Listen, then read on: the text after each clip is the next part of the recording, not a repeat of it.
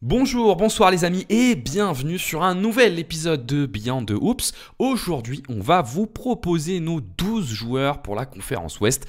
Avant qu'on démarre, pour tous ceux qui veulent soutenir le podcast, un petit like sur Spotify, Deezer, YouTube, un petit commentaire pour le référencement et bienvenue sur le podcast de Q-Basket.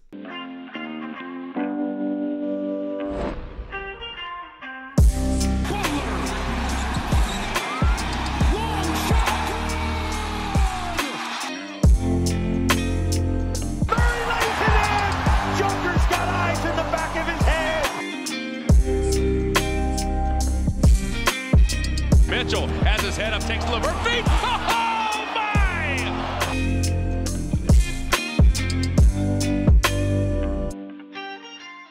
Alors, on voulait vous proposer un petit épisode, en fait ça va même être une série de 2 épisodes pour vous proposer du coup nos 12 sélectionnés pour le All-Star Game. On fait cette émission un peu tôt, mais on trouve que la saison est déjà suffisamment avancée pour avoir une idée et forcément on voulait discuter de tout ça. Et pour parler de tout ça avec vous, on est avec Paul. Salut Paul, ça va ?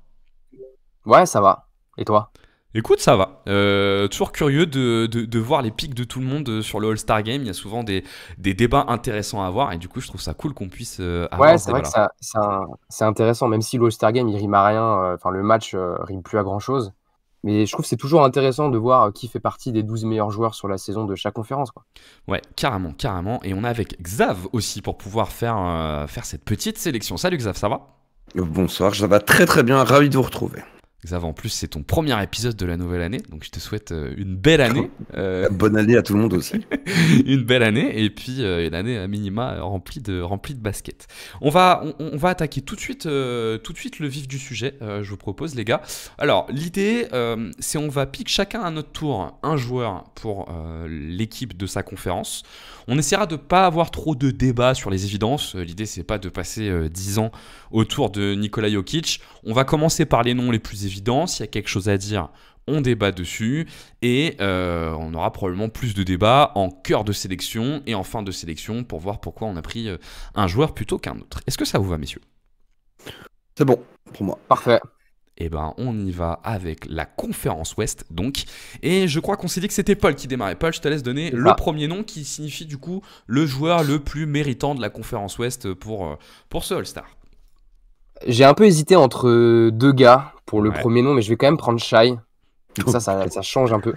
Et ouais, Shai, pour moi, c'est évident, bien évidemment, pour le All-Star Game. Je pense qu'il n'y a pas de doute qu'il sera titulaire au All-Star Game. Il fait une saison exceptionnelle dans un collectif très, très, très fort. Surtout en défense, mais aussi en attaque. Ils sont top 10 attaque, le Thunder. C'est devenu une machine à scorer et en plus, il y a énormément d'efficacité. Je ne sais pas s'il est au 110 de True Shooting Plus, qui est quand même une Il est à marque 111. all-time, mais il est à 111. Donc, tu Ouais. vois, moi, je pensais qu'il était un peu plus bas, mais en fait, il est un peu plus haut.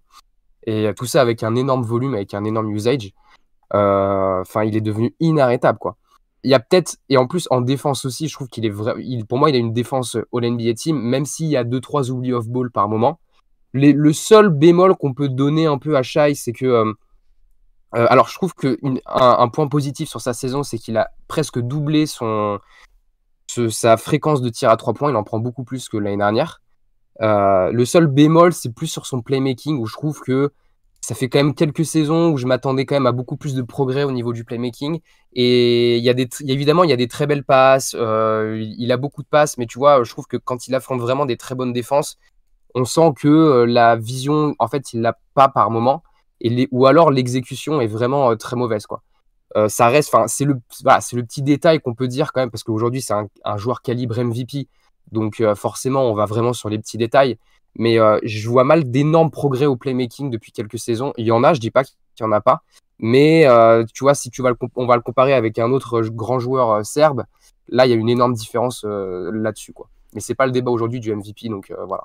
Ce que je trouve intéressant avec Shai, juste en 2 mots, parce qu'effectivement, il risque de pas avoir grand-chose à dire sur lui, mais ce que je trouve intéressant avec Shai, c'est justement le fait que le Thunder axe pas trop le développement de son playmaking, parce que c'est un espèce d'électron libre dans un schéma de jeu qui est beaucoup basé sur le drive and kick par des joueurs moyens dans ce registre-là, et lui vient apporter la rupture par son jeu d'isolation.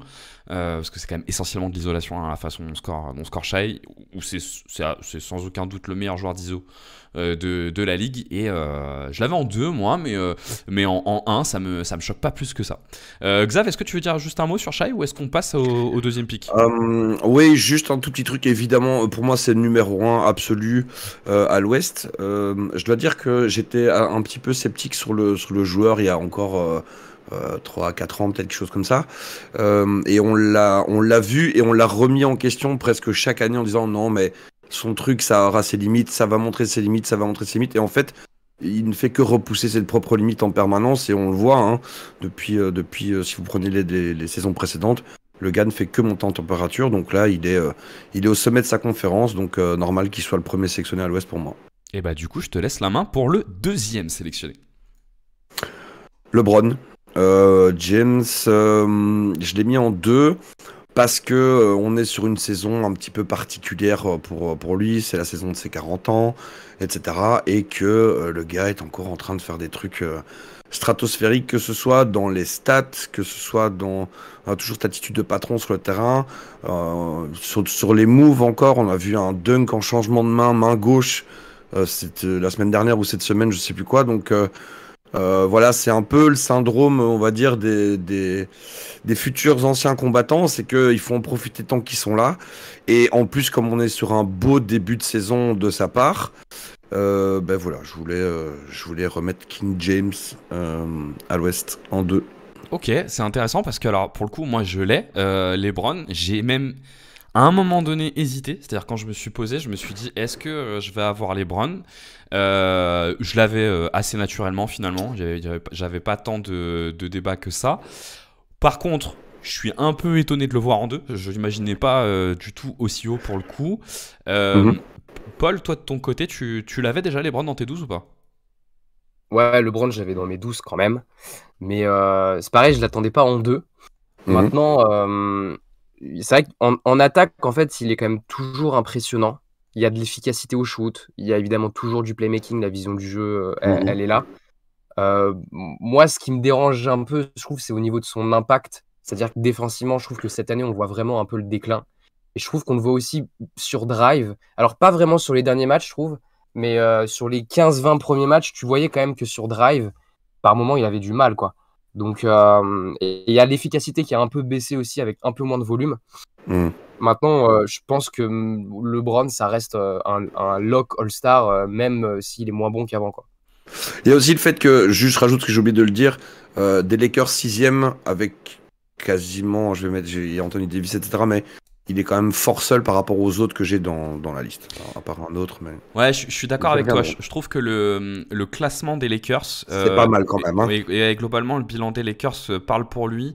Je pense qu'on aura un débat autour de Anthony Davis pour le coup, qui avait plutôt bien démarré, mais qui a vraiment qui a une panne depuis un moment qui est assez nette. Et je porte le même constat que Paul sur LeBron, notamment sur le fait que donc là, nous on enregistre le 12 janvier pour vous donner un ordre d'idée, notamment sur le fait que c'est mieux ces dernières semaines. Moi j'ai été très inquiet sur son début de saison, où le principal élément pour lequel j'étais inquiet, c'est parce que je trouvais qu'il n'arrivait plus à driver, il n'arrivait plus à passer l'épaule sur le drive. Et pour moi c'était un marqueur. Effectivement, le playmaking est toujours là, il est toujours même assez exceptionnel. La défense, on est sur de la gestion, il n'est pas très impliqué.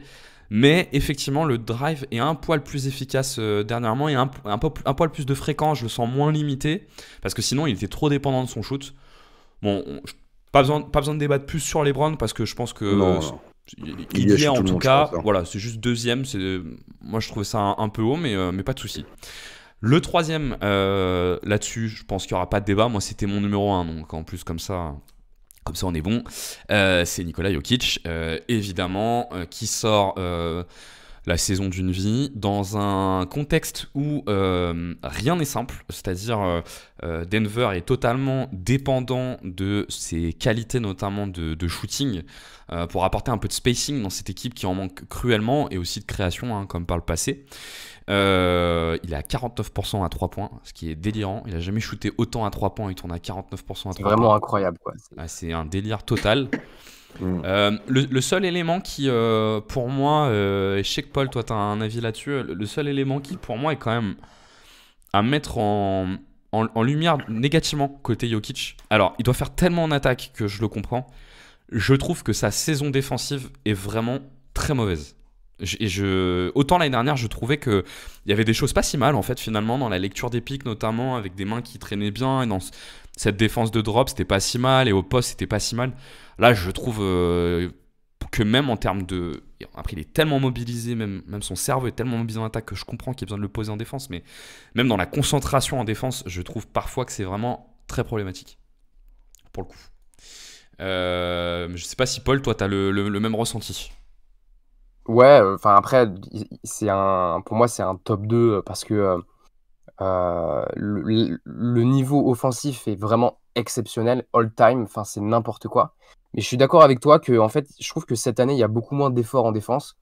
Et à une époque, il faisait un peu semblant, mais tu vois, aujourd'hui, en fait, sur drive et pour défendre le pick and roll, en fait, il saute même plus quoi par moment.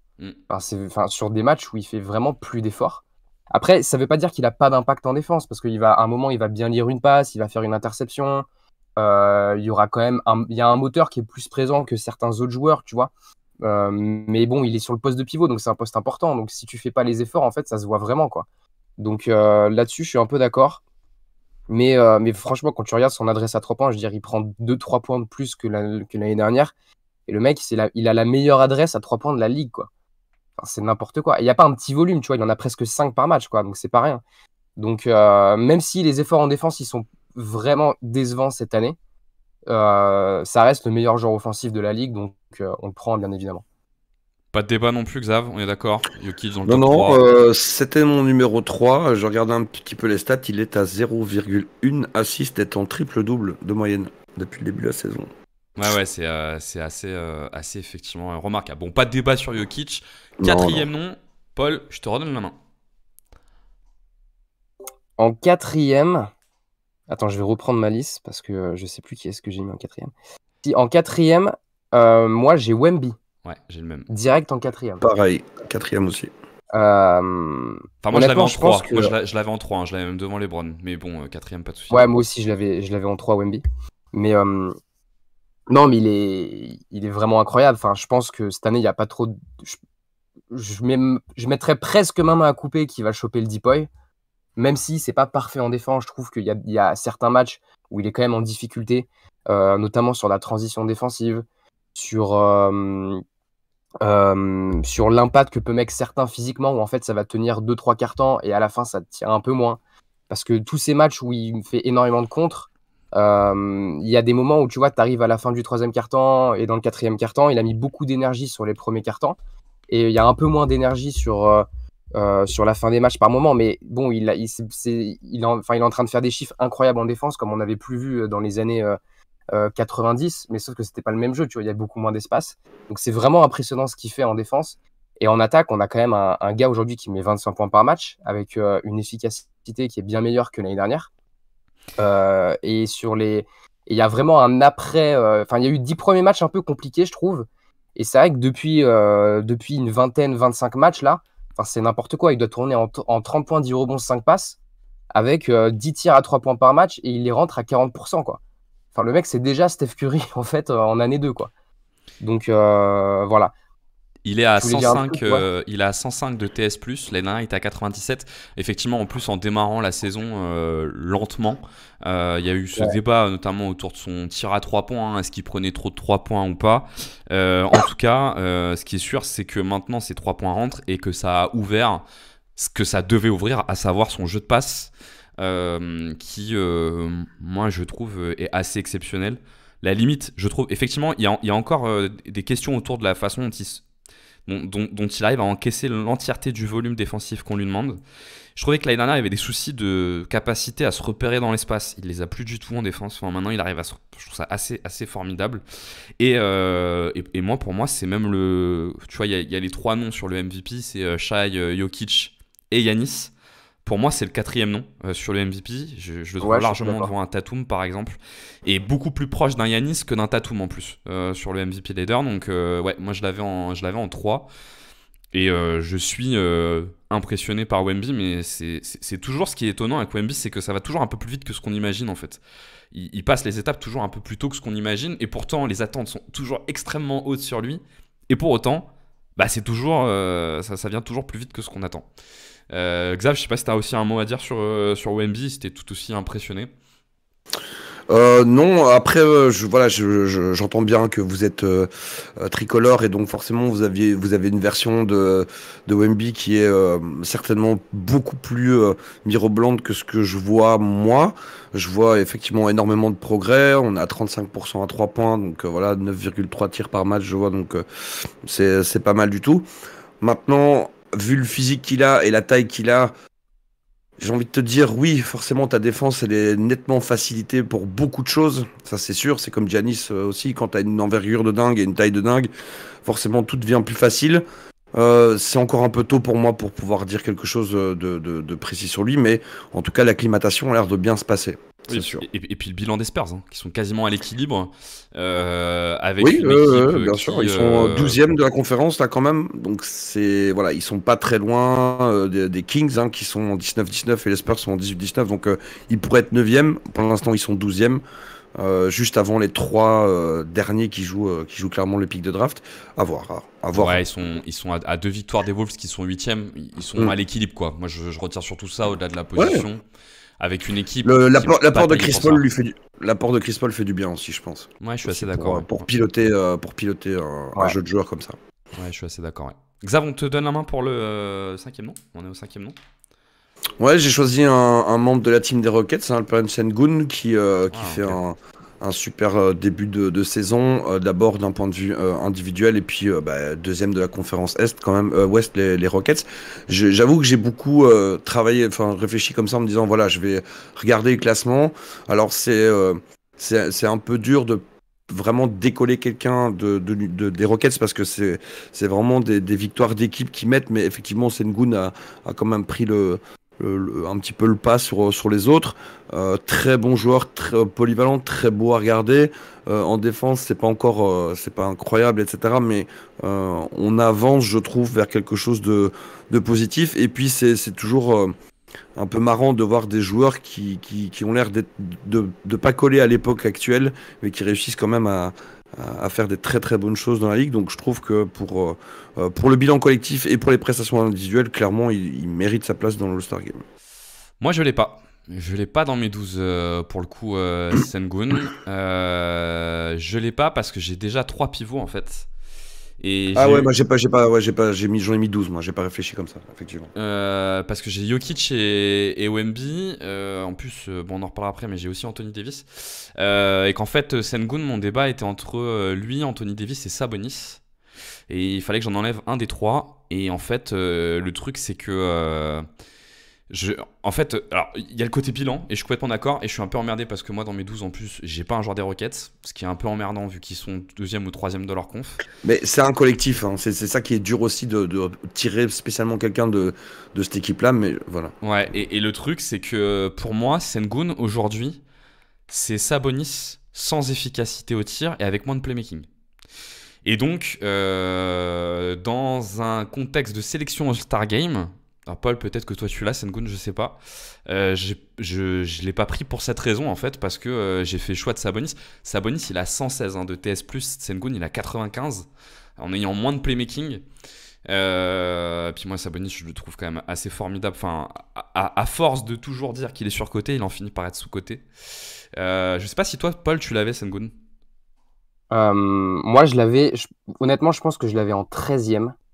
C'est vraiment le mec, j'ai beaucoup hésité entre lui et Sabonis, donc petit spoil, j'ai quand même pris Sabonis, parce que je trouve qu'il y a une énorme différence d'efficacité entre les deux au scoring, donc c'est pour ça que j'ai pris Sabonis. Par contre, honnêtement, même s'il y a moins d'efficacité pour Sengun que l'année dernière, il y a un peu moins de volume aussi, je trouve que cette année, il a vraiment l'impact d'un All-Star. Défensivement, il y a des vrais efforts. Tu vois, lui, il fait pas semblant. Enfin, lui, vraiment, c'est devenu un très bon défenseur. C'est pas un rim protecteur comme d'autres joueurs en NBA. Il a aussi ses défauts en défense, mais il fait vraiment énormément d'efforts. Il apporte de la rim protection quand même. Et moi, ce que j'aime aussi, c'est son impact en attaque. Même s'il n'y a pas d'efficacité, j'aime mieux l'utilisation qu'en a fait Udoka sur les derniers matchs, enfin sur la quinzaine, vingtaine de derniers matchs, où on l'utilise beaucoup plus balle en main pour initier, et ça débloque pas mal de choses. Après, il y a des matchs, je trouvais quand même que sur la saison, quand il affronte des gros rim protecteurs, il a beaucoup de mal. Il y a l'efficacité qui chute drastiquement. Et j'ai un peu du mal aussi avec le passing. Par moment, je trouve qu'il y a des défauts. Et c'est pas un si bon passeur que ça. Et c'est ça aussi qui me dérange un peu. C'est pour ça que je l'ai pas. C'est parce que je trouve que le manque d'efficacité vraiment en attaque, il le compense pas par un super passing et un très bon playmaking, quoi.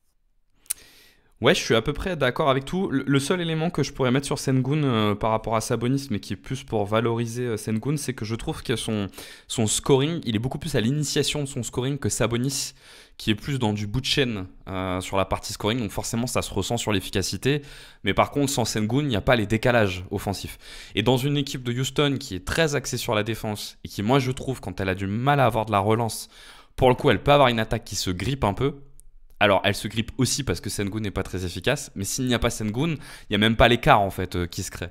Et du coup, c'est là où je trouve que du coup son efficacité qui est basse, elle s'explique et on est capable de dire que bon, finalement, c'est pas si grave que ça. Non, reste que être à 95 pour un pivot quand même, c'est quand même vraiment bas. Moi, ça me choque pas du tout qu'il soit dans les 12, ça me choque pas, mais je l'ai pas quoi. Donc, Ouais, pareil. Je pense alors, en tout cas, il était dans ma discussion, clairement. Je sais pas si je l'avais en 13ème parce que j'ai des meneurs que j'ai pas pris et voilà, mais bon, voilà. On passe au joueur suivant, c'est mon tour du coup. Joueur suivant, bon, quand même, même si la saison des Suns est vraiment pas bonne, je vais prendre Kevin Durant, qui a notamment, parce qu'une saison, c'est l'entièreté d'une saison, qui a notamment démarré la saison en étant absolument extraordinaire d'efficacité. Je me suis même dit après 10 matchs s'il n'avait pas fini MVP. Problème, il y a un vrai problème autour de KD, c'est pour ça qu'il n'est pas plus haut dans nos pics, je pense. C'est que il diffuse toujours rien sur le collectif, le playmaking n'est pas là. Il y a un côté, les shoots qu'il met, oui, c'est des shoots difficiles, mais bon, on pourrait peut-être générer d'autres types de tirs. Bon, non, reste qu'il est à 110 de TS+, ce qui est quand même énorme vu le profil de shotmaking. Et donc, je l'avais en 6ème. Je sais pas si vous l'aviez aussi, KD, ou pas. ouais, je l'ai un peu plus bas, mais oui, clairement, je l'ai. Paul, toi aussi, tu l'avais ou pas? Je l'avais plus bas aussi, mais je l'ai. Mais je trouve que vraiment, en termes d'impact, là où à une époque, évidemment, il était tout le temps top 3, même dernièrement, allez, top 5, là, honnêtement, en termes d'impact, je pense que c'est même pas un des 10 meilleurs joueurs de sa conférence. Même s'il y a du scoring avec. Enfin, il est peut-être allez, dans un top 10, tu vois, mais c'est vraiment pas évident. Je trouve que, ouais, il y a. Enfin, je pense qu'aujourd'hui, en 2025, tu fais une prise à deux sur KD, tu sais que 3 quarts du temps, ça va faire turnover, quoi. Je suis Et c'est complètement normal, d'accord. il a plus de 35 ans, il a plus la même. Je sais pas comment on dit, mais tu vois, il a plus la même vision du jeu. Enfin, ouais, il est plus autant assertif qu'à une époque, je cherchais le mot. Mais, et du coup, l'impact baisse vraiment, même s'il y a encore du volume au scoring et une grosse efficacité. Je trouve qu'il y a moins d'impact, mais ça reste quand même un All-Star. Quand tu scores presque 28 points par match à 110 de TS+, ouais, quand même, faut pas exagérer. Bah, d'autant que pour le coup, dans les victoires des Suns, il est particulièrement fort. Moi, c'est ça que j'ai un peu mis en avant, c'est la dimension, notamment une fois de plus sur le début de saison. Ils ont besoin qu'il soit particulièrement incroyable pour gagner en fait. Mhm. Et du coup, autant je suis complètement d'accord sur le côté, ses limites sont de plus en plus visibles. Autant, si on parle vraiment, je trouve, d'impact dans la victoire, je trouve que son impact est énorme dans la victoire parce qu'ils ont besoin qu'il soit à 110 de ce qu'il est capable de faire, 110% de ce qu'il est capable de faire pour qu'il gagne, quoi. Mais bon, au final, il gagne pas tant que ça, hein, les Suns. Donc, moi, ça m'aurait pas choqué qu'il y soit Eh pas. oui. Ouais, il gagne pas. Après, il a raté 7 matchs, il a raté, je pense, hein, depuis le début de la saison. Donc là, ils sont en 18-19. Si t'as un bon Kevin Durant, forcément, les Suns, c'est toujours autre chose à jouer. Hein, donc, Ouais, je suis voilà. d'accord. Et d'ailleurs, le volume de 7 matchs ratés, je me suis pas défini. Il y a un joueur très important, je sais pas si on va le citer, que moi j'ai pas dans ma liste à cause du nombre de matchs ratés. J'ai pas estimé que 7 matchs c'était trop pour pas rentrer dedans sans pour Ouais, autant non, définir moi un non plus. drive, quoi. Ouais. Non plus, non. Pour- Mais bon, c'est dans le poids du bilan des Suns. Voilà, s'il ouais. avait joué ces 7 matchs-là, au niveau du classement, les Suns, ils sont peut-être pas 11e, quoi. Ah, carrément, je suis complètement d'accord. Bah, du coup, Paul, je te repasse la main pour le 7ème nom. 7ème nom. C'est le septième, et moi, c'était mon quatrième. C'est quand même AD. Je pense qu'on aura un débat avec Benji, parce que je sais que toi, je pense que tu n'es pas très fan de sa saison. Ouais. Mais quand même, AD, c'est un All-Star. Il y a de la production, il doit être en 25-10-3. Il a quand même encore une défense de top 5 dans un classement du DPOY, tu vois. Je pense qu'il est largement encore au defensive team. Après, il rayonne pas vraiment dans cet effectif. Il a peut-être pas vraiment l'effectif qu'il lui faut aussi à côté de lui, mais bon, il n'y a pas non plus des joueurs moyens quoi, aux Lakers. Il y a des matchs, c'est vrai, où il passe à côté en attaque, et c'est frustrant parce que tu sens que, en fait, quand AD met pas trop, enfin, quand AD a un peu du mal face à une certaine défense, le problème, c'est que vu qu'il a jamais eu d'adresse extérieure, bah, il compense pas par des mid-range qui rentrent ou des 3 points qui rentrent. Parce qu'en fait, le toucher, il l'a jamais eu, et j'ai l'impression qu'il l'aura jamais. Mais c'est quand même encore une des meilleures lob threats de la ligue. C'est encore un des meilleurs défenseurs à l'intérieur de la ligue. Et pour moi, il a encore l'impact d'un des 4-5 meilleurs joueurs de sa conférence, quoi. Ouais. Moi, je l'ai pas. Tu l'as pas? Non, je l'ai pas.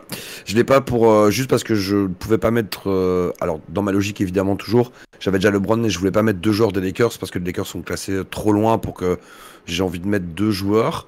Et puis, il avait commencé très fort la saison.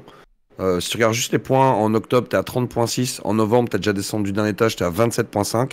Et décembre, là, tu tombes à 22,9. Et on est à peu près sur la même chose ici pour l'instant en janvier. Donc, sur 13 matchs joués en novembre et 13 matchs joués en décembre, t'es quand même descendu quasiment de 5 points par match. Et je trouve que oui, l'impact a été moins fort. Voilà, donc je vais pas le retenir ici. J'ai d'autres noms que je voulais faire passer devant. C'était mon 13e, voilà, comme vous avez dit pour je ne sais plus qui tantôt, mais pour Sengun. Moi, c'était mon 13e, Anthony Davis. Moi, je l'ai quand même. AD. J'ai eu une grosse hésitation entre AD, Sengun et Jaren Jackson Jr. Entre les trois, parce qu'au final, Sabonis, je le mettais quand même devant AD par exemple. Mais du coup, j'ai une grosse hésitation entre les trois. Et à la fin, la défense l'a fait passer devant Sengun, et le volume quand même offensif l'a fait passer devant Jaren Jackson. Et puis, comme j'ai dit pour Kevin Durant, forcément, le début de saison compte. Alors, le classement alors à ce moment-là. oui, mais ouais, j'entends, mais j'ai du mal à mettre Sengun quand même devant, même si ça me choque pas, hein, mais j'ai du mal parce que la défense d'AD, c'est quand même lui qui fait l'essentiel de la défense des Lakers, ça reste une réalité. Et Sengun n'a même pas cet impact offensif dans le contexte de Houston, si tu compares avec l'impact défensif qu'a AD dans le contexte des Lakers. Et en plus, sur ce qui pourrait être entre guillemets leur point faible, c'est-à-dire l'attaque pour AD et la défense pour Sengun, bah AD est largement au-dessus de Sengun, tu vois, si tu vois, ils font comme ça. Mais par contre, tu vois, on verra ce que ça va donner, mais bon, AD, je pense qu'il y sera, mais je trouve pas ça choquant de se dire que Sengun est devant parce qu'il faut avoir quelqu'un de Houston, tu vois. Mais moi ce qui me dérange avec AD, pour revenir sur ce que disait Paul aussi, ce qui me dérange, c'est son manque de fiabilité offensive, quoi, qui est quand même vraiment problématique. Alors, il n'est pas aidé par le contexte. JJ Redick a essayé de construire un jeu avec plus de jeux en première intention dans lequel il est impliqué sur le playmaking, et c'était bien en début de saison, maintenant c'est un peu plus difficile, et plus de spacing pour ouvrir les cuts, ce qui lui demande lui de s'écarter. Et c'est vrai que depuis un mois, je le trouve un peu paumé en attaque. Il manque cruellement d'agressivité, et en fait tu t'es face à un joueur qui est pas du tout fiable en fait en attaque, c'est-à-dire que au sens où déjà il est à 101 TS+, hein, donc il est pas non plus, je crois que c'est assez bas, hein, dans ses standards, mais dans le sens surtout où tu sais pas quel AD tu vas avoir chaque soir offensivement, et quand tu avances sur une saison, c'est trop problématique, quoi. C'est vraiment trop problématique de pas savoir où il va être. Donc je l'avais, mais tu vois, moi j'étais, Paul, toi t'étais en 4, moi j'étais plutôt autour de 11-12. Ah oui, ok. Parce que moi, je suis assez d'accord avec toi, mais tu vois, il va quand même, il prend encore 8 lancers par match, quoi, AD. Et il est à 80% presque sur ses lancers, quoi. Donc tu as quand même la fiabilité d'avoir un mec qui va sur la ligne et qui met quand même sa vingtaine de points en attaque, ce qui n'est pas donné à certains autres joueurs, parce que lui, justement, il va sur la ligne. Maintenant, oui, je suis d'accord avec ce que tu as dit, et notamment aussi sur son utilisation. Ouais. Il est très bien amené pour les lancers. Il a quand même de très bons playmakers pour l'emmener au lancer avec LeBron, et qui a quand même beaucoup repris la main sur le playmaking, et Austin Reeves aussi qui a quand même un bon joueur de pick and roll. Et un maillot des Lakers. Ouais, ça, c'est Ce qui certains soirs peut aider. Voilà. c'est encore un autre débat. Certains, Mais ouais, effectivement, certains soirs. certains soirs, Pour ça pas aide. dire tous les soirs, mais ok. Voilà. Je ne veux pas rentrer dans la polémique, mais bon, Los Angeles, c'est Los Angeles. Hein. Non, mais il y a un vrai sujet en tout cas sur, je trouve, son attaque autonome. Son attaque Oui, de oui, non, mais complément, tu vois, quand il est impliqué dans du jeu à deux avec LeBron, avec Austin Reeves, il n'y a pas trop de sujets, je suis d'accord, mais c'est son attaque autonome où j'ai un vrai souci, quoi. Maintenant, de là à pas être trop star, voilà, ça me choque pas de mettre Sengun devant, mais de là à pas mettre au star, je l'ai quand même mis All-Star, quoi, pour le coup. Xav, c'est ton tour. Ouais, c'est la fête du basket. Je pense que si on n'a pas Stephen Curry dans la salle, ça fera quand même un petit peu tâche. Voilà, on n'est pas sur une saison mirobolante spécialement, mais toujours là pour diriger son équipe après toutes ces années avec toujours de l'efficacité, je trouve, toujours un rayonnement qui est là dans son équipe.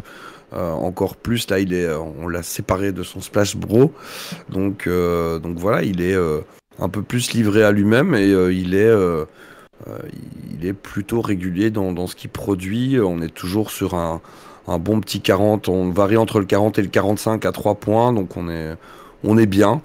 Et bah oui, évidemment, Stephen Curry All-Star Game. Il faut des tirs depuis le milieu de terrain, en se retournant, en faisant dodo au public, genre de truc. Est-ce qu'il est dedans, est-ce qu'il est pas dedans, est-ce que j'ai remis mon tir, est-ce que j'ai pas mis mon tir. Ça fait partie du truc, donc voilà. Je l'ai aussi. Spectacle, Stephen Curry. Je l'ai aussi pour le coup, mais je vais juste mettre un bémol quand même. Je trouve que c'est la première vraie saison où on sent, notamment physiquement dans le volume, il a du mal dans le volume des matchs alors que ça a toujours été un athlète de fond extraordinaire et qui lui permettait de tenir la longueur des matchs. Je trouve qu'on commence à sentir là pour le coup une petite baisse physique. Après clairement, je suis complètement d'accord avec toi si on parle d'impact. Les Warriors vivent sur sa capacité à porter l'attaque. Il y a quand même encore de l'efficacité. Il a 107 de TS+. Je l'avais aussi, et puis vers là à peu près. Je sais pas si Paul, toi tu l'avais. Ouais, je l'avais, même si c'est pas mon joueur préféré, Steph, mais je l'avais. Moi, je suis pas trop d'accord avec toi, Benji. Je trouve que l'année dernière, on voyait déjà un déclin physique. Ok.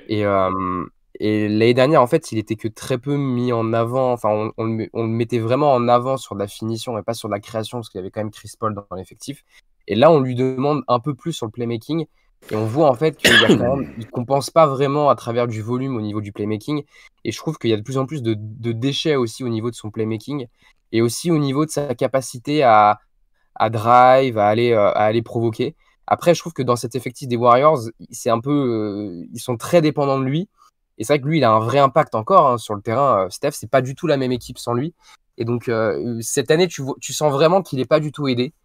Draymond, là, sur les derniers matchs, tu vois, c'est compliqué. Honnêtement, le troisième meilleur joueur des Warriors, je sais même pas qui c'est, tu vois. C'est peut-être Kuminga, mais bon, clairement, c'est pas ouf. Donc, il n'est pas du tout aidé par le contexte collectif autour de lui. Et on sent quand même qu'il a encore un vrai impact parce que c'est Steph Curry.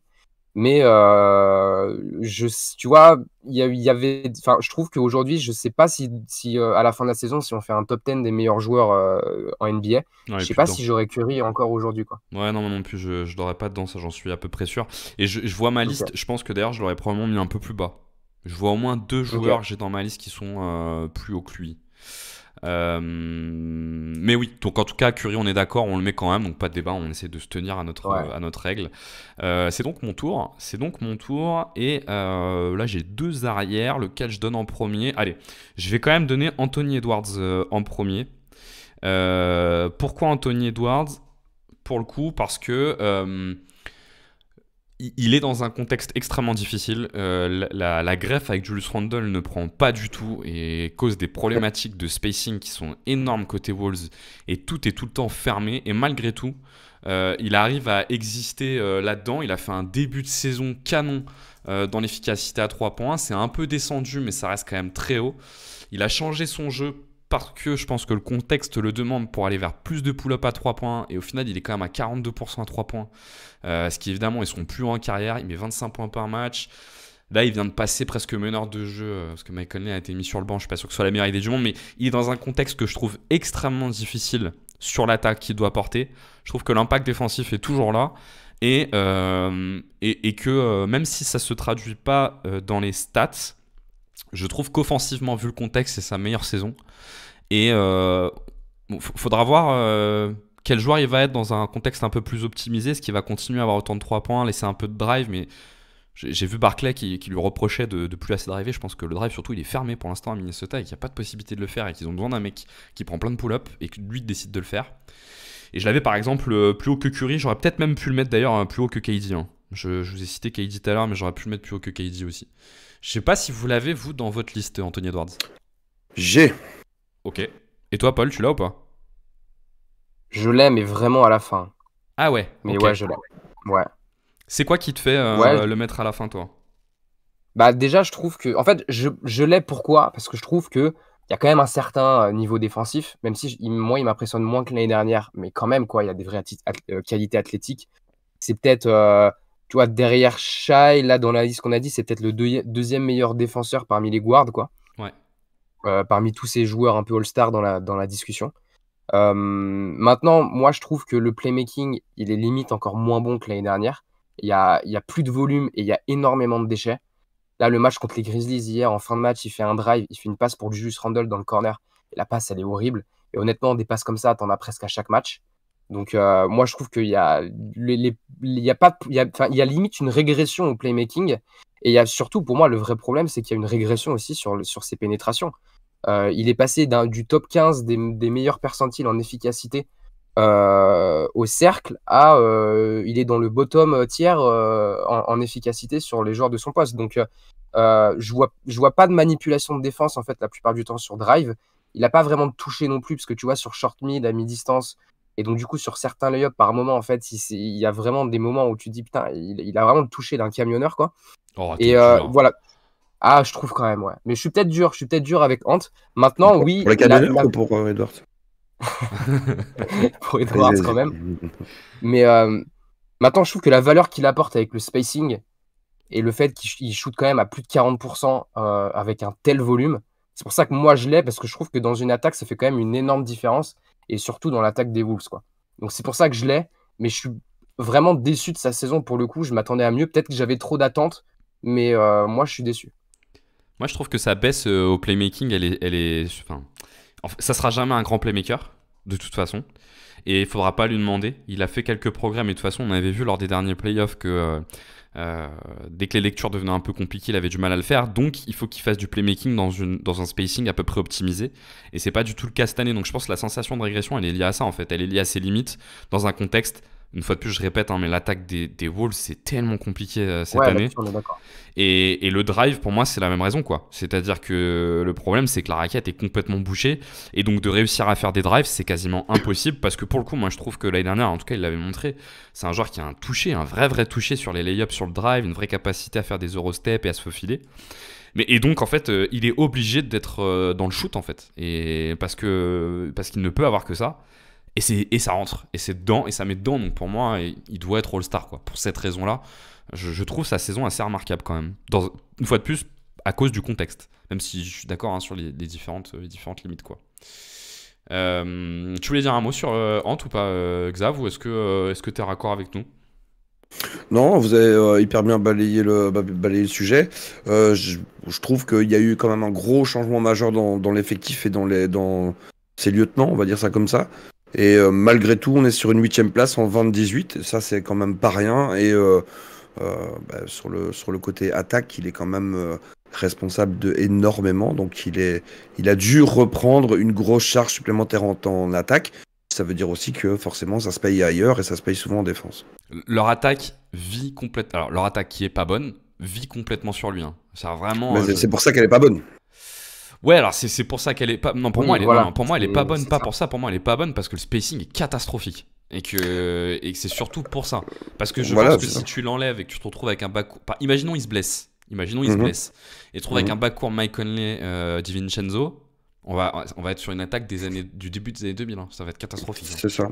C'est ça. Donc là, c'est la construction de l'équipe. Donc là, il n'y peut rien. Ouais, voilà, c'est ça. Alors après, là où je suis d'accord avec toi, c'est qu'elle pourrait être effectivement. Là où tu as un peu raison, c'est qu'elle pourrait être meilleure si. Je sais même pas si son playmaking était meilleur, mais voilà, c'est tellement structurel. Ouais, je pense quand même. Il te manque quand même une menace extérieure un peu sérieuse pour qu'il puisse Parce que c'est un peu le problème qu'il y a dans certaines équipes. Tu as l'impression qu'il y a des joueurs qui savent pas faire de passes, mais en fait, il faut voir le nombre de passes qui ont été faites pour des shots ouverts qui ont été ratées derrière aussi. Ouais, Donc, c'est vrai il y a- aussi. Ouais, voilà. ouais, ça, Et il ça, parle cette plus, stat-là, elle n'existe pas, malheureusement. Donc, Ouais, c'est vrai. Paul, on repasse à toi pour le Allez, 9e joueur. le 9e joueur, moi j'ai Jaren Jackson Jr. Eh ben, je l'ai pas, Pour moi. moi, c'est un. je l'ai Ah, pas tu non l'as pas? plus. Non, je Non. l'ai pas. Ah ouais. C'est marrant parce que là, pour le coup, on est vraiment en désaccord. Parce que je trouve qu'il a vraiment un impact d'All-Star cette saison. On avait fait un podcast en début de saison où c'est vrai que j'avais été un peu dur avec lui. Je disais, en fait, je sais pas vraiment dans quoi il excelle, à part sur la défense et tout. En attaque, c'est compliqué. Et je trouve qu'aujourd'hui, c'est vraiment devenu un énorme driver avec énormément d'efficacité. Sur short mid, il est impressionnant cette saison. Il a plus de 50% sur ses short mid. Il drive beaucoup. Finalement, il y a pas mal de volume en fait parce qu'il joue pas beaucoup à Memphis. Mais si tu ramènes son temps de jeu à 36 minutes, il doit être à 26-27 points en fait sur 36 minutes avec une bonne efficacité pour le coup. Je trouve que c'est un des 5-6 meilleurs défenseurs de la ligue. Il est vraiment impressionnant en défense. Et tu vois vraiment la différence à Memphis quand tu as Aldama et Jay Huff qui doivent prendre le relais. Et alors, il y a toujours évidemment le défaut pareil sur le passing. Là, vraiment, c'est pas un joueur All-Star du tout sur le passing. Il y a trop de déchets. Même si ça va un peu mieux sur les derniers matchs parce qu'il n'y avait pas de Ja Morant, mais il y a beaucoup trop. Il voit pas les passes et tout. Mais j'aime beaucoup les responsabilités qu'on lui donne dans cette attaque. Même si je le préfère beaucoup plus en face-up qu'en post-up. Je trouve qu'en post-up, il a quand même encore beaucoup de mal. Mais j'adore sa saison. Je trouve que c'est un All-Star. Et je pense même que c'est un All-NBA Team cette saison. J'adore sa saison aussi, figure-toi. Et je voulais le mettre, mais en fait, à un moment donné, j'ai été face au choix de choisir entre lui et Jalen Williams et J-Dub. Et que j'ai pas pu ne pas mettre J-Dub en fait. Et on reviendra peut-être sur Jalen Williams après, on verra. Mais du coup, on est sur Jaren Jackson. Franchement, j'ai pas grand chose à dire. Sa saison, elle est bonne. L'efficacité est pas dingue non plus. Hein. Elle est juste bonne et ça reste un intérieur qui t'offre du spacing. Donc c'est bien. Il est à 100 TS. Mais en fait, c'est-à-dire qu'il part de tellement bas sur l'efficacité offensive qu'on a Il est à l'impression 104. qu'il est. Comment? Il est à 104 de Ah, TS+. j'avais pas la bonne stat, ok, autant pour moi. Mais son efficacité offensive est mieux, mais il partait de tellement bas que je pense qu'aussi on juge un espèce de différentiel entre le point d'où il partait et le point où il est. Défensivement, je trouve ça très bien. Le playmaking, enfin, franchement, j'ai rien à ajouter par rapport à ce que tu as dit.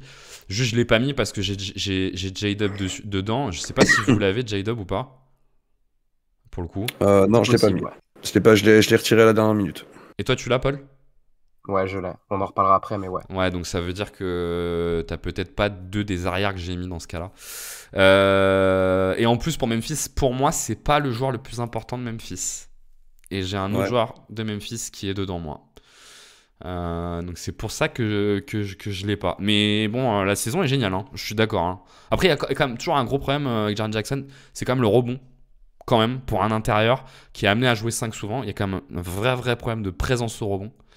Dans les mois, mais ouais, non, moi je l'ai pas. Xav, toi tu l'as pas non plus, Jaren Jackson, c'est ça? Je ne l'ai pas non plus. J'ai quelqu'un d'autre de Memphis, mais pas celui-là. Ouais, pas évident le cas de Jaren Jackson, ouais. Et ben on poursuit du coup. T'as qui toi, Xav, du coup? Dans ceux qui n'ont pas été cités, Ja Morant. Et ouais, bah ouais, moi aussi j'ai Ja Morant et je me demande si Paul l'a. Il l'a peut-être pas. Moi, je l'ai pas pour une raison. En fait, il a joué 15 matchs de moins que Jaren Jackson Jr. Ah et pour oui, moi, oui. il a pas joué assez de matchs. Bien sûr. C'est la seule raison. Là-dessus, je suis d'accord. Hein. Maintenant, Memphis ne foutra jamais autant les jetons que quand Ja Morant est sur le terrain. Ça, Jaren Jackson Jr., très grosse saison aussi, il n'y a pas de problème. Mais ok, d'accord, il te manque tous les matchs du monde. Tout ça, je suis d'accord aussi. Mais voilà, il n'y a rien à faire. Ja Morant, ça reste celui sur lequel la défense adverse va se focaliser. Toute son attention, le coach va réfléchir toute la semaine, enfin non pas toute la semaine, mais va réfléchir comment je vais faire pour l'arrêter lui en priorité. C'est un peu tu choisis ton poison, mais je pense qu'il y a quand même beaucoup de coachs qui vont d'abord essayer d'annihiler ce que Ja Morant peut apporter à Memphis. Clairement. Et puis, encore une fois, je le dis, je sais que c'est un argument qui compte peut-être pas pour les gens, mais le All-Star Game, ça reste un match de basket un peu spectacle, un peu champagne. Si t'as pas du Ja Morant pour faire un peu de spectacle, c'est quand même un peu dommage. Voilà, ça. Alors, compte. moi, À mes yeux. je vais changer d'avis, en fait. Parce que je n'avais pas. Il y a un joueur que je n'ai pas, c'est Luka Doncic. Et j'ai pas Moi, je Luka l'ai. Doncic. Et ben, moi, je l'ai pas, et je l'ai pas à cause du nombre de matchs. Et donc, je peux pas avoir cet argument pour Luka Doncic, je sais pas pour l'avoir pour Ja Morant, vu qu'ils ont fait le même nombre de Mais matchs. ouais, mais ouais. Et donc, du coup, je vais enlever Ja Morant et je vais mettre Jaren Jackson Jr. Juste deux mots Faible. sur. Souris. Non mais, non mais j'essaie d'être cohérent parce que j'ai pas mis Lucas pour ça, donc je suis obligé de faire preuve essayer en tout cas de faire preuve de cohérence. En deux mots, la saison de Ja Morant, moi je la trouve vraiment géniale pour le coup. Il y a un problème d'efficacité au tir mais qui se ressent pas du tout dans l'impact parce que il apporte un tel chaos, notamment sur le drive, C'est et clair. il a un tel sens de la passe, notamment sur les actions lancées, que je trouve ça absolument génial en fait. Et j'aime beaucoup ce que fait Memphis. Memphis, en fait, l'année dernière, ils ont beaucoup développé le playmaking de Desmond Bane. Et on aurait pu s'attendre à ce qu'avec le retour de Ja Morant, en fait, l'implication de demi-terrain de Desmond Bane baisse. Et le choix qui a été fait est un petit peu différent. En fait, sur demi-terrain, c'est presque Desmond Bane le meneur de jeu. Par contre, sur tout ce qui est jeu de relance et jeu de semi-transition, c'est tout Ja Morant qui prend le lead. Donc forcément, du coup, ça se traduit un peu dans le volume, vu que le volume de Ja Morant est plutôt bas par rapport à ses standards en carrière. Mais je trouve que le choix tactique est excellent et j'adore en fait ce choix-là. Et du coup, on voit Ja Morant dans des situations qu'il aime beaucoup. Son efficacité au tir, en fait, elle est basse parce qu'il est très peu adroit à 3 points, mais il est même en dessous de ses standards. Et ça peut remonter. Mais là, dans ce rôle de mec qui vient alimenter le jeu de transition et sur demi-terrain, sur des actions qui ont déjà été lancées, mettre du chaos, franchement, je le trouve incroyable. Vraiment, vraiment incroyable. Mais du coup, finalement, je l'enlève, oui, parce que je peux pas avoir l'argument pour Doncic pour le nombre de matchs et pas pour Ja Morant. Donc je l'enlève et je mets Jackson Jr. du coup. Paul, t'as un mot, toi, sur la saison de Ja Morant ou pas? Non, franchement, vous avez tout dit. Moi, je trouve juste quand même que il y a un petit peu de déchets dans son jeu. Il perd beaucoup de ballons quand même, des fois, de ball handling. Alors, c'est un super playmaker, c'est sûr, mais du coup, il y a aussi du déchet qui va avec. Et alors, c'est sûr que sur pull-up, enfin, moi, je trouve que c'est un vrai problème quand même, et ce sera un problème en playoff, c'est que sur pull-up, il a clairement pas l'impact d'un niveau All-Star. Maintenant, comme vous l'avez dit, il compense sur drive parce que c'est un gros finisseur. Mais il y a un peu par moment, même sur de la finition, tu vois, sur le match d'hier contre les Wolves, il y a un moment où en fait tu te dis, en fait, il met énormément d'énergie sur ses drives pour sauter le plus haut possible, mais il y a des moments où tu te dis, est-ce qu'il n'y a pas de mieux à faire en fait que sauter le plus haut possible sur drive? Et ça manque un peu de manipulation de défense par moment sur drive. Il est trop fort, donc oui. En plus, il est adroit, tu vois, près du cercle. Il y a des moments où je me dis, ça manque un peu de diversification dans ses drives, quoi. Je trouve que ce qui est fort, moi, sur ses drives, c'est sa capacité à aller chercher les lobes sur les cuts, parce qu'il joue quand même avec pas mal de spacing. Memphis, il joue large, et là-dessus, je le trouve bien. Après, je suis d'accord sur ce qui est purement la finition sur le drive. Ouais, je suis d'accord, c'est un peu bourrin, et je trouvais que... Il faudrait regarder son flotteur, s'il a bougé, parce que je trouvais que son flotteur était très très loin dans ses blessures. Quand même, était pas mal blessé à la main. Et je me rends pas compte s'il y a une baisse, là-dessus. On est sur le dernier nom en tout cas qu'on va proposer. On verra un peu qui on prend à la fin, mais du coup moi c'est du coup mon dernier nom. Moi, il m'en Euh, reste 2.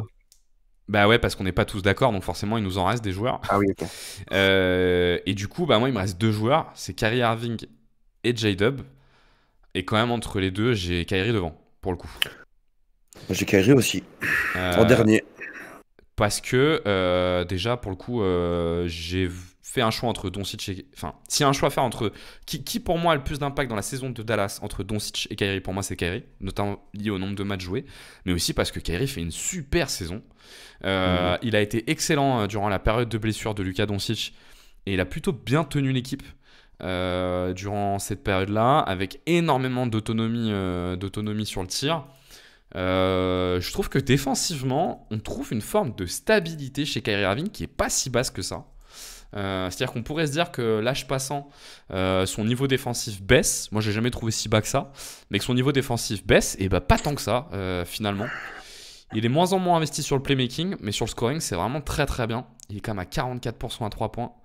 49% au tir, presque 90% au lancer franc. Enfin, il est à 90% au lancer franc. Donc moi, j'avais Kyrie Irving en dernier nom. Est-ce que vous l'aviez tous les deux ou pas? Ouais. Paul, je pense Bien que... évidemment. Alors, comment on s'est démerdé? Qui on a? Je pense que le débat, il est autour de tout l'axe Jaren Jackson, Sabonis, Sengun, je pense. C'est là où on a... Moi, On est désaccord. Moi, j'ai Moi, le encore, dernier- j'ai encore Doncic qu'on avait pas, enfin, qu'on a à moitié cité, que j'avais dans mes 12, et De'Aaron Fox. Ok. ok, parce que moi, mon dernier, c'est J-Dub aussi. Donc on peut partir sur J-Dub, ouais. Et ben non, parce que moi j'en ai 12 là. J'ai Shai, LeBron, Jokic, Wemby. J'ai essayé de faire qu'on était deux d'un côté, Sabonis du coup. KD, AD, Curry, Edwards, Jaren Jackson Jr. Ouais, c'est là où on est moins d'accord. Ouais, Jaren Jackson Jr., Ja Morant, Kyrie Irving. Non, bah non, du coup j'ai enlevé Ja Morant moi de mon côté. Et du coup il m'en reste un, mais ça fait Non, mais vous avez Sabonis. Non, moi je l'ai pas, Sabonis. Moi je l'ai, ouais. Ah oui, ok. Moi je l'ai Sabonis. Ouais, donc on a les 12 mêmes, Benji, en fait. Et bah je crois qu'on a les 12 mêmes, ouais. T'as Ouais. trouvé Ouais, ton on a les pote. 12 mêmes. Bah un mot peut-être sur J-Dub pour le coup. Ouais. Moi je vois pas comment il peut ne pas y être en fait. Sa saison Moi, est... Déjà, je prends la main, je te la laisse après.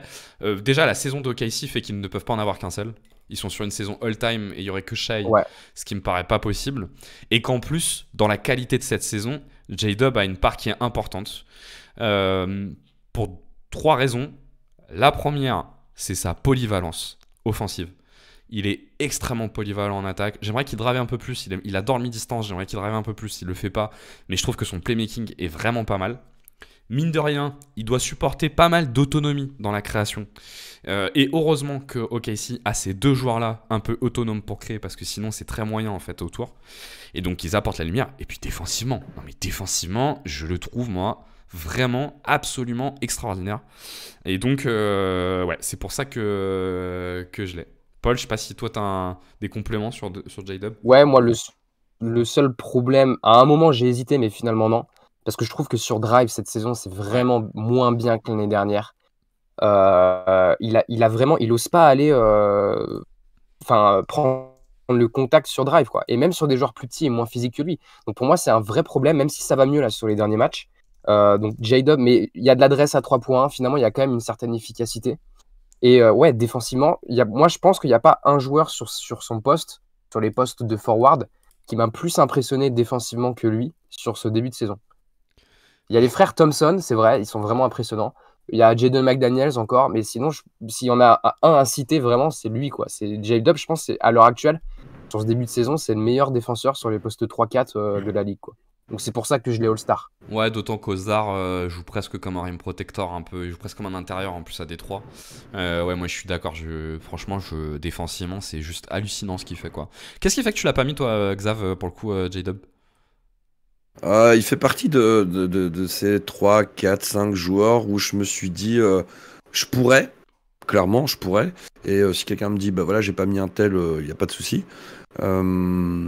C'est vrai qu'à OKC, Shai est tellement, je trouve, au-dessus, qu'en dessous, j'ai l'impression qu'on a un gros bloc extrêmement compact et que dans ce bloc, effectivement, Jalen Williams est vraiment dans le dessus du bloc, mais ouais, l'argument, le bilan ferait qu'il devrait avoir deux All-Stars au OKC, bah ouais, je peux tout à fait l'entendre et virer mon 12e pour mettre pour le mettre lui à la place.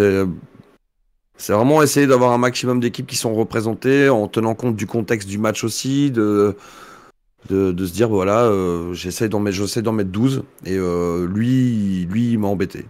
Voilà. J'ai envie de dire, le truc qui nous sauve un peu, qui peut nous sauver, c'est le nombre de matchs de Lucas. Qui n'est qu'à 22 matchs, qui est quand même très très bas. Il a quasiment loupé. C'est ça. Je pense qu'en Dual Star Game, on sera peut-être à plus de la moitié des matchs de la saison loupés. Ouais, il y en a quelques-uns qu'on a cités là. On va prendre, allez, tu vois, Durant, Morant, Doncic.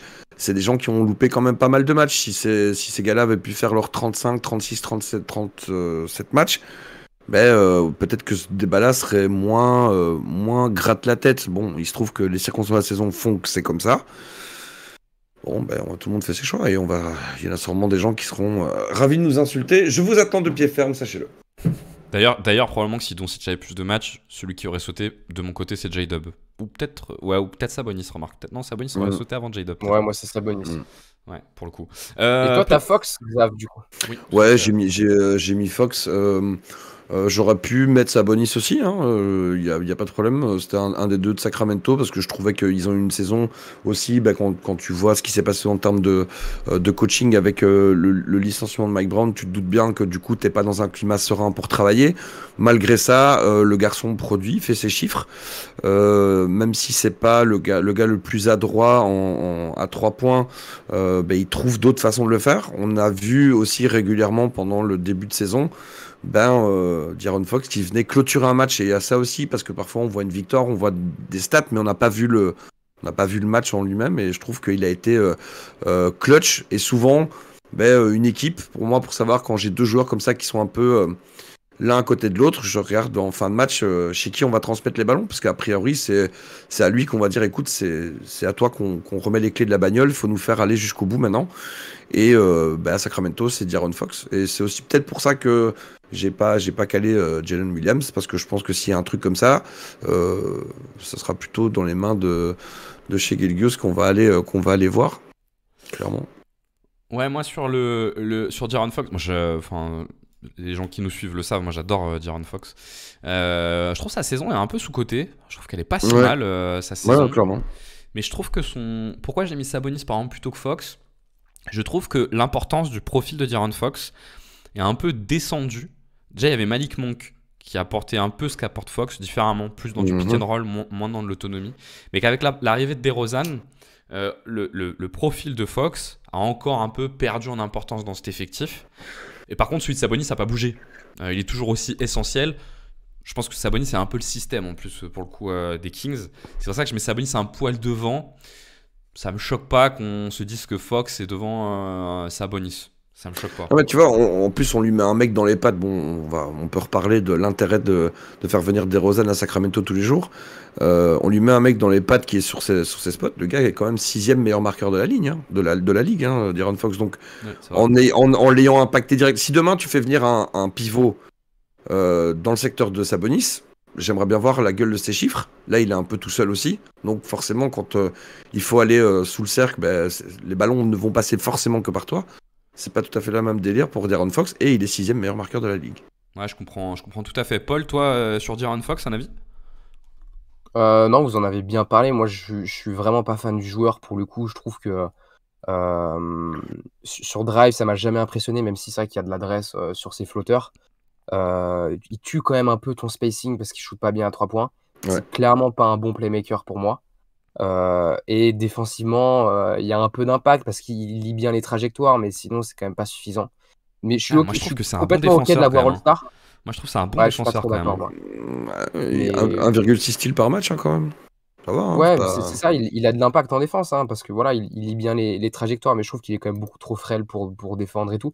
Mais je suis ok parce que de l'avoir All-Star, parce que c'est vrai qu'il y a de la production et il n'y a pas non plus une efficacité horrible. Donc il y a une efficacité qui passe avec de la production en attaque, donc ça me dérange pas de l'avoir All-Star cette année. Ouais. Moi, j'ai juste deux noms dans mes listes. Alors, c'était des extras sur lesquels j'ai réfléchi et que je n'ai pas mis. Et vous me direz si vous en avez. J'ai Devin Booker, où quand même j'ai réfléchi, mais je ne l'ai pas mis parce que je pense qu'il n'est pas du tout aidé par le projet de jeu des Suns. Et qu'en fait, moi, de toute façon, je ne comprends pas le passage depuis 2 ans. Enfin, je trouve que s'il y a un truc que Monty Williams a très bien fait, c'est de mettre Devin Booker dans un vrai rôle de poste 2 finisseur. Et depuis 2 ans, on veut le remettre dans un rôle de playmaker. Et pour moi, c'est pas du tout le meilleur rôle pour lui. Ouais. Et forcément, ça se ressent. Alors, le joueur est génial. La saison est pas très bonne sur l'efficacité. Le playmaking, ça reste pas mal parce que c'est quand même Devin Booker, mais il devrait pas devoir en assurer autant. Et du coup, je l'ai pas mis. Et l'autre joueur que j'ai pas mis, mais qui est quand même rentré dans ma discussion, parce que je trouve que les Clippers font une bonne saison. Son efficacité est pas bonne, mais malgré tout, je trouve qu'il fait une sacrée saison. C'est James Harden, qui pour moi mérite pas d'être dans les 12, parce que le niveau de la conférence est dingue, mais au moins d'être dans les mentions honorables. Est-ce que vous aviez d'autres mentions honorables qu'on n'aurait pas citées? Non, moi je pense qu'il y a 2 semaines encore, j'avais encore James Harden. Mais je trouve que là, sur les dernières semaines, pour avoir regardé un peu les Clippers, c'est ça que c'est devenu vraiment trop compliqué sur Drive. Et le problème, c'est que les pull-ups, cette saison, ils rentrent pas vraiment, quoi. Donc c'est pareil. Moi, je l'ai pas, mais je suis d'accord en mention dans un top 15 des meilleurs joueurs de l'Est, je pense qu'il est là, quoi. Bah, il est quand même il est à 98 de TS+, alors qu'il prend 7 lancers par match et qu'il est à 88% lancers francs. Son adresse Ouais, dans le jeu est vraiment très mauvaise. Maintenant, c'est ça. il décante beaucoup de choses quand même pour les Clippers, je trouve. C'est pour ça que je trouve qu'il mérite une mention, tu vois, une mention honorable, quoi. Voilà. Eh ben, écoutez, messieurs, en fait, au final, on n'a pas fait nos 12. C'était plus une espèce de discussion, parce que sinon, on va avoir du mal à savoir qui on a mis ou pas. J'ai l'impression, si on est sur nos débats, qu'en fait, c'est Shai, LeBron, Jokic, Wemby, Sabonis, Sengun. On était 2 sur Sabonis plutôt que Sengun, donc un peu plus Sabonis. KD, AD, Curry, Anthony Edwards, Jaren Jackson Jr. du coup, J-Dub et Kyrie Irving. Qui ferait nos 12. Mais bon, l'idée c'est surtout d'avoir une discussion, on s'en fout un peu à la fin de qui est dedans. Et ben, on va s'arrêter là-dessus, messieurs. On va, nous, en profiter pour enregistrer le 2e épisode sur la conférence Est. Et puis, bah, écoutez, restez connectés, on trouvera rapidement de quoi parler. À plus.